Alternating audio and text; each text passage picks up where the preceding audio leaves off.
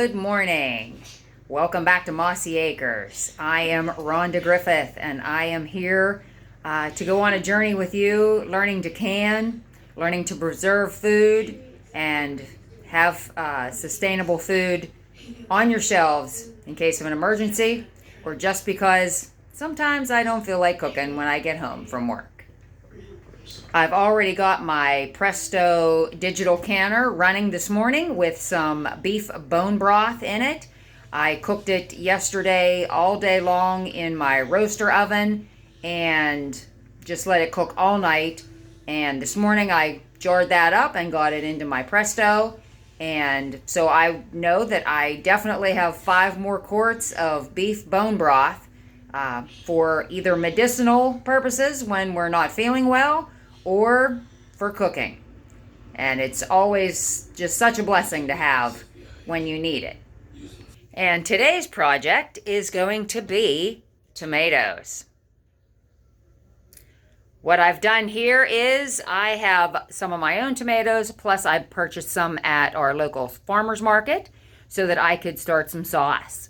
I want to definitely get that on the shelf because we do use a lot of tomato sauce here in our house. A lot of spaghetti. The grandkids just love it. So what I did was I froze my tomatoes, and I am unthawing them now, and the skins will just pop right off if you need to take the skins off. If you don't want to take the skins off, you don't have to.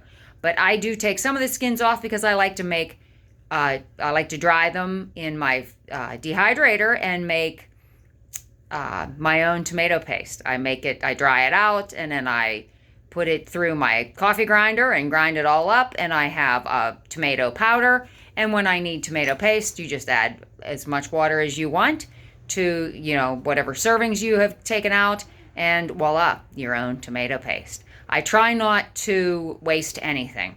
For years, I threw away tons of food, and now I'm seeing what a waste, right?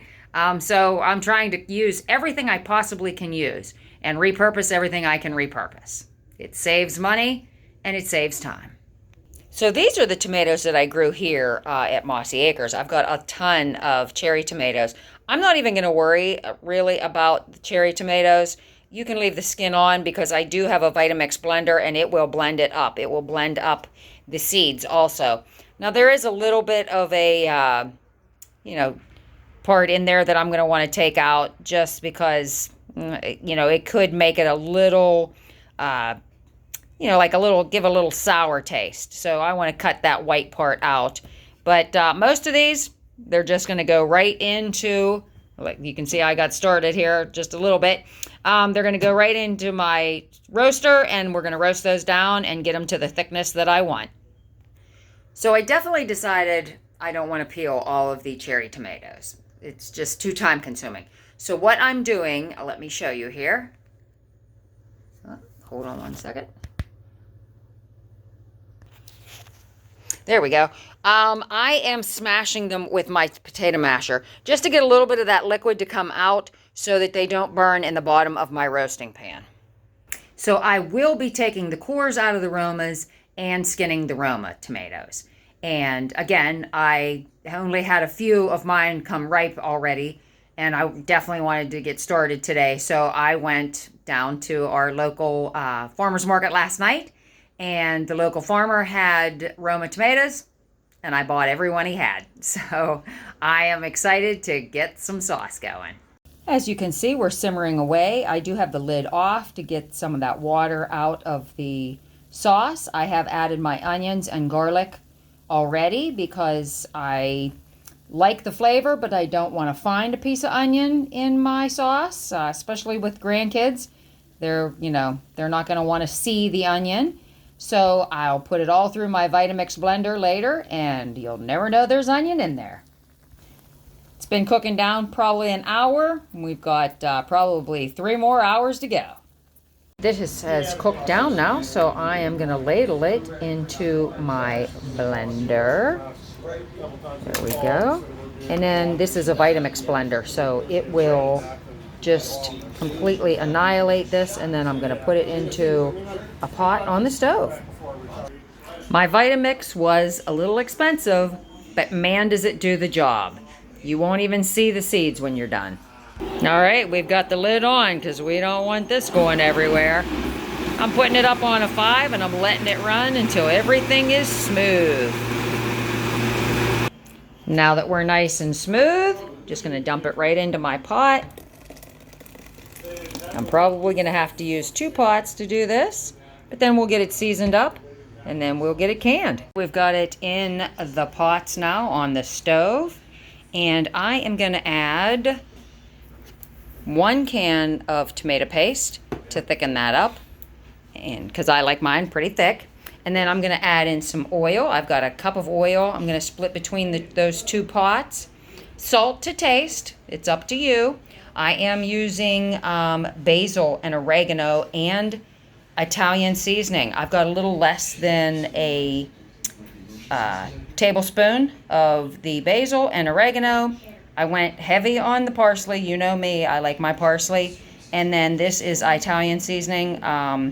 And I'm going to split and that's another, probably a tablespoon there too. And I'm going to give it a dash of salt and then a little sugar because I like to cut the acid in my sauce. Okay, I've got it all in one pot now. And I went a little less on the oil, the olive oil. I only did about a half a cup. And I actually added a little more salt. I added a little less than a tablespoon, and so I put in doubled the salt to my taste. But again, if you're on a saltless diet, you can do less. And I also upped the Italian seasoning. I added more, another tablespoon. So now we just got to jar it. Right. We've got them jarred up and ready for their water bath. As soon as this comes to a rolling boil, we will boil it for 20 minutes. And that will seal our jars and they'll be shelf stable until we're ready to have spaghetti or lasagna. That sounds good too. And there they are in all their glory. Now I will let them cool the next 24 hours and then I will remove my rings right here. I will remove that ring, make sure that they have sealed, and I'll wash my jars, label them, and put them on the shelf.